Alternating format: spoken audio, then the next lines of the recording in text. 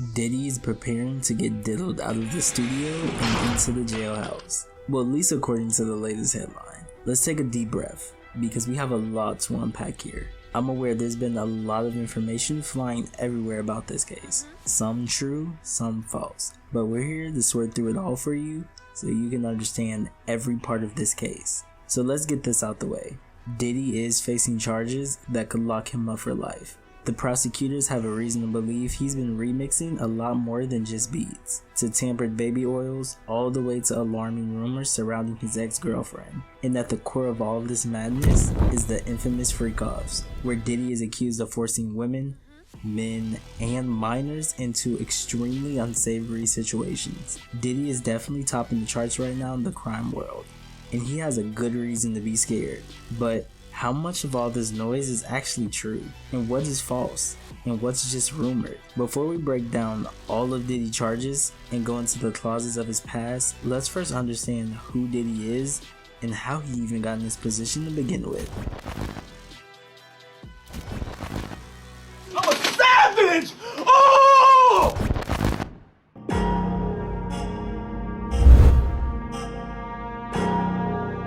A murder for hire. Diddy will go to prison for life, people. Diddy done. Diddy is undoubtedly an icon in the music industry. He's revolutionized hip-hop and signed many talented dope artists that followed his lead and also became household names. Diddy is behind some of the biggest names in music, like Mary J. Blige, Biggie, Usher, Justin Bieber, and so much more, and further gained the role model position from reaching the height of becoming a self-made billionaire, which inspired many young artists and gave them hope of reaching the same status as him in their career.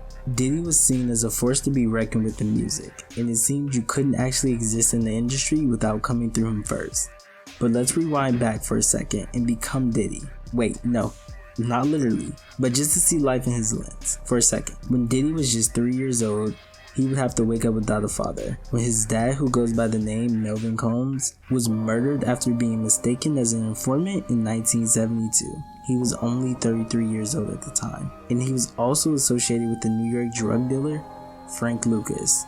And as the years went by, Diddy did grow up to understand more about his father. As he went on to say in the interview, his father snitched and was murdered over a $10,000 drug deal. So just imagine all of that at such a young age. But that didn't stop Diddy from becoming a great artist and a business model, after he was able to build a multifaceted brand that extended into fashion, media, and alcohol ventures. Scratch that. But this isn't a Diddy Lifetime documentary.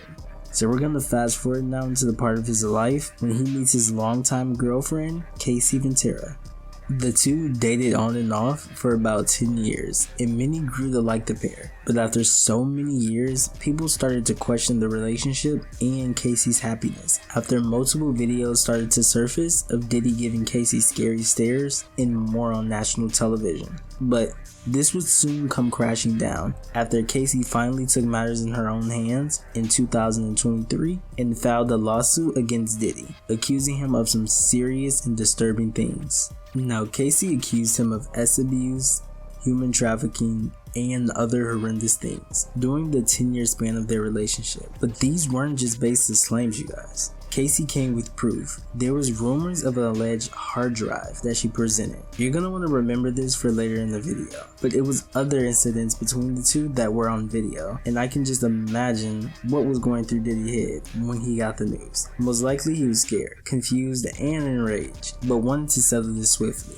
And swiftly is what he tried to do after the suit was settled in just 24 hours. Diddy had offered to pay Casey Ventura $30 million in 24 hours. Well, after just 24 hours. And at this point, Diddy didn't admit to any wrongdoings.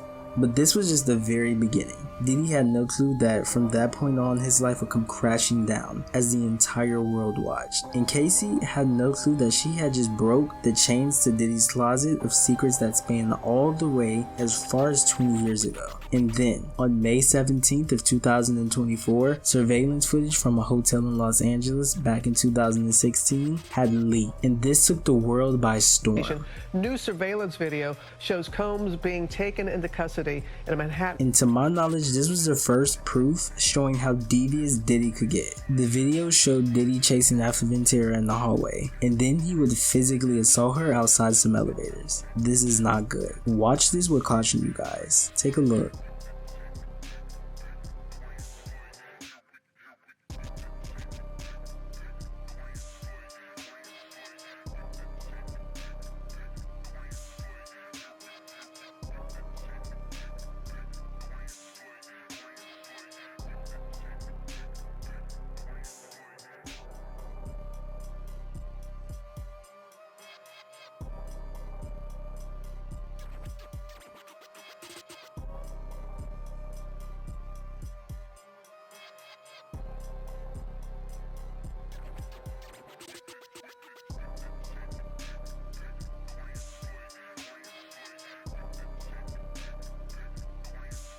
So at this point, Diddy is officially caught, and he did what anyone would do after being exposed. Try to issue an apology to the world on social media. But look, this didn't resonate with the world the way he thought it would. So it's go time at this point. As the Diddy allegations start to pour in from outlet to outlet, this is not looking good for Diddy, especially after his Freakout started being name dropped, and what happened at them started to come to the light. But don't worry, we're gonna get there.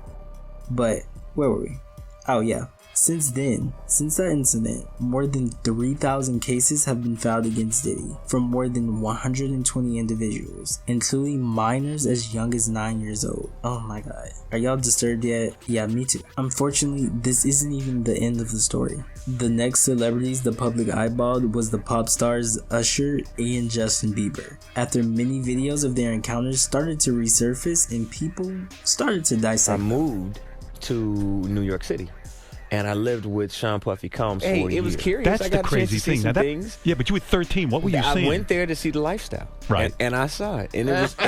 And one of the biggest concerns with the fact that Usher lived with Diddy at the age of 13, y'all. And what Usher would witness is nothing more than disturbing. And Usher recalling he witnessed wild parties and S encounters while staying with Diddy. And this trickled down to Usher's newest artist, Justin Bieber, who was also young when Usher became his mentor, and it was alleged that his experience was just as bad as Usher's, if not worse, with many claiming Justin Bieber was thrown to the wolves due to him being exposed to a harmful lifestyle prematurely. You ain't been calling me and hanging out the way we used to hang out. Well, I mean, you haven't. I mean, you tried to get in contact with me. You got my number, so. Right. Okay. My number? Yeah. I'm gonna tell you my number. Yeah. It's 55. It's Friday night, and you're looking to party, you're rich, and you're successful. And you get an invite to a party by Diddy, one of the biggest names in the music industry. But what happened when you came is nothing short of horrific. Can you guys imagine? Brace yourself as we open the doors to Diddy's freak-offs. And just when they started, and what allegedly happened while people were there. Everybody wants I have to get! Everybody wants I have to...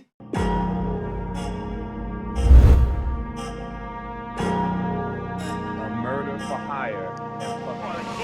Diddy will go to prison for life. Diddy done. So, when exactly did these parties start? Actually, matter of fact, what the F is a quote-unquote freak-off? Well, Howard University is where it all began. Before Diddy got into having these parties for his other millionaire friends, he started at Howard with just a couple of college pals. I guess they partied so much they forgot to graduate. I'm just talking. So where were we again? Okay, yeah, the first Diddy party. You'd think these were off to a safe start, but no, they weren't. And even TMZ claimed that no one was safe at the Diddy's party. I wonder why is that? Eventually, his parties grew a reputation of being so wild that his friends started to give them the name Freak-Offs, which allegedly involved drugs, spiked drinks, and forced sexual acts.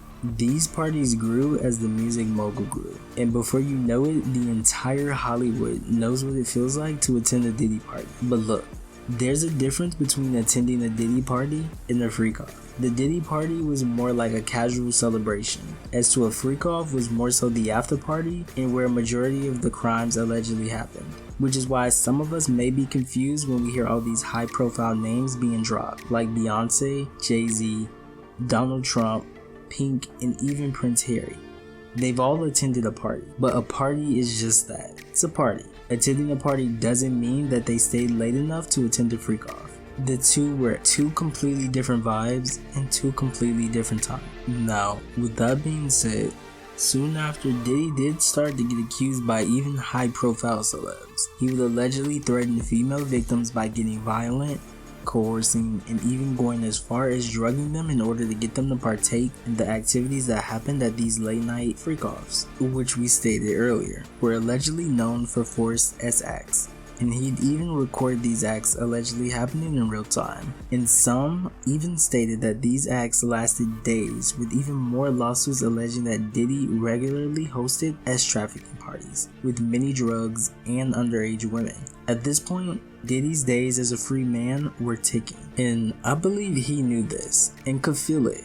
Because then the most shocking thing happened. Federal agents had enough on Diddy to raid his home in March of 2024 in connections to a trafficking investigation. And it didn't make it any better that they found an underground cave in his home as well. But not only did they raid his Los Angeles mansion, but they also raided his Miami mansion while his kids were still there. Now this is getting really crazy. This is starting to look like an episode of Empire. This is getting intense and very, very real.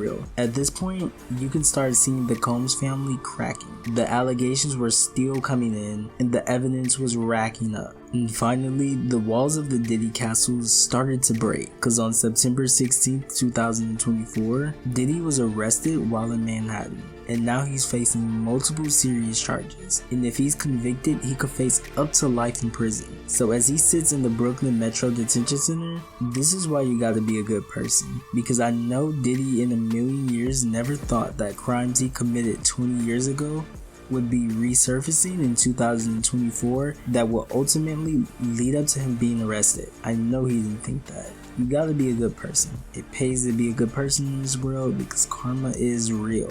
So now Diddy is officially locked up. What now? Well, the shockers didn't stop there, as top attorneys allege that many high-profile friends of Sean Diddy Combs will be named in a new wave of accuser suits, with him emphasizing that the names will shock you. What names do you think?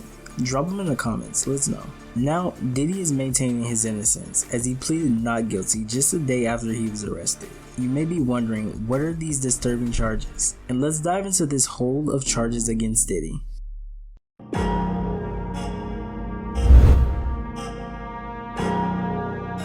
Murder for hire and Diddy will go to prison for life. Diddy done. Now, Diddy has many charges against him, but we're going to shorten this and only lock in on the charges that could possibly lock Diddy in prison for life. So let's break down charge number 1. And one of the stronghold charges that if found guilty will send Diddy straight into a spiral. This is the racketeering conspiracy charge. A racketeering charge is a criminal accusation that 2 or more people have agreed to participate in a pattern of illegal activities associated with a criminal organization.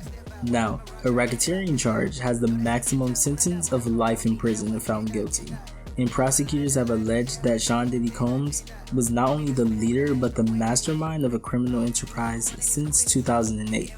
Although many of these companies Diddy no longer owns, they still refer to these companies as the Combs Enterprises. They further explain they believe that Diddy and his associates' alleged criminal activities were continued to preserve his power and protect his enterprise from any type of law enforcement. It continues to explain how exactly Diddy allegedly lured the females into these parties and how he kept them in. Diddy would allege coerce the females into participating into acts with other workers. And like I stated earlier in the video, this happened regularly and lasted for days. But to ensure a victim would indeed participate, he would use violence and intimidation tactics, drugs, and even recorded videos to control their careers and even blackmail them into listening to all of his orders. Allegedly. Now his second heavy-hitting charge is trafficking, which carries a sentence up to 15 years behind bars. Now, if you ask me, it should definitely be more. That's an issue for another day. And trafficking is the action or practice of illegally transporting people from one country or area to another for the purpose of exploitation. This part of the story is especially disturbingly sad, and many speculate this is the charge pertaining to Casey Ventura, because it's surrounded by an unnamed victim that goes by Victim 1, who was transported to many states and was forced to engage in commercial sex acts from 2009 all the way to 2018. Many have also noticed this aligns with the timeline of their relationship, from 2005 all the way to 2018 as well. But it could be a coincidence. It could all just be a coincidence. This also led to him getting the charge of transportation for the purpose of prostitution. And this charge carries a sentence of its own, with 10 years behind bars. For most of Diddy's alleged freak-offs, it involved the transporting of victims and workers. And these are just some of the heavy-hitting charges. And as you expect, Diddy has pleaded not guilty to all of them. He's even requested bail, which he was denied for each time he's asked. This case could prove to be a real-life thriller no chart could ever predict. Diddy is right now awaiting trial, and that just might be the toughest sellout crowd yet.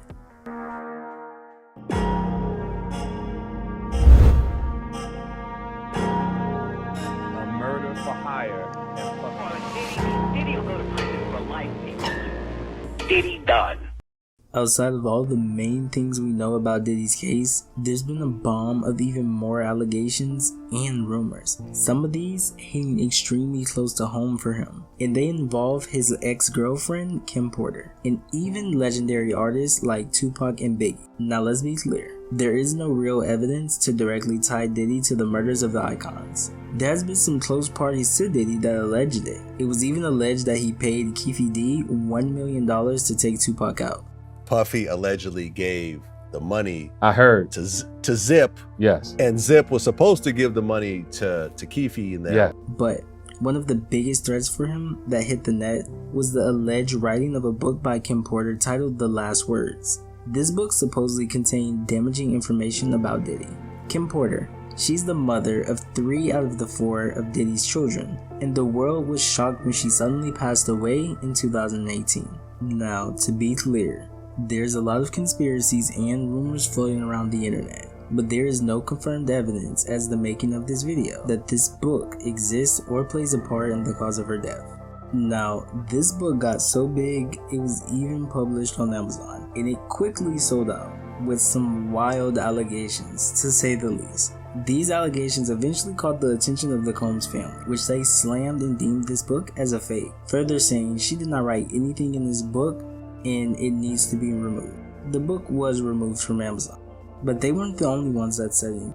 I'll Be Sure, which is one of the people mentioned in the memoir, also threatened to take legal action against those who published the book. It made some wild allegations against him as well. He states he did not do anything like that and the book is fake as well. But guys, at the end of all of this, I feel for his 7 kids: Quincy, Christian, Love, Chance, Justin, Delilah, and Jesse. It's important to remember, the kids are innocent in all of this, and we should respect them and handle certain discussions with care. With that being said, that was the mic dropping moment for today, and I am out, you guys. See you next week. Subscribe for more.